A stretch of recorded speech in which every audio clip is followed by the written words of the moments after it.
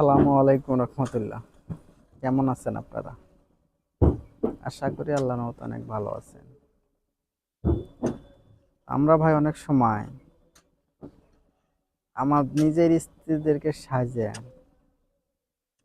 হুন্ডে চড়ে বা অটো চড়ে বা যে কোনোভাবে হাঁটে চলাফেরা করি।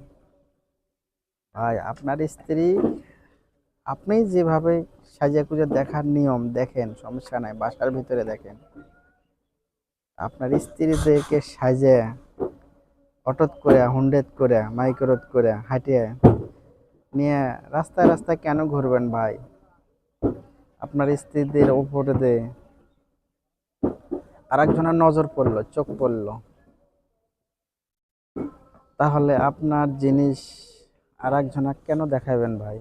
আপনার স্ত্রীদেরকে সবসময় বলেন না, রাস্তাঘাট দিয়ে চলাফেরা করতে হলে পর্দার সহিত চলাফেরা করতে হবে, বোরকা পরে, মুখ ঢাকে, হিজাব পরে। এগুলো আপনি বলবেন। আপনার আপনি হলো স্বামী, আপনি স্ত্রীদিক যা বলবেন ওরা তাই শুনবে।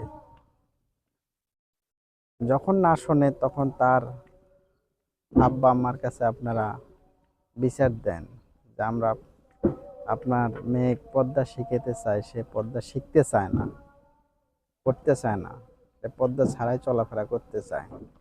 তখন তার বাপ মা কি বলে সেটা দেখেন। আসসালামু আলাইকুম রহমতুল্লাহ।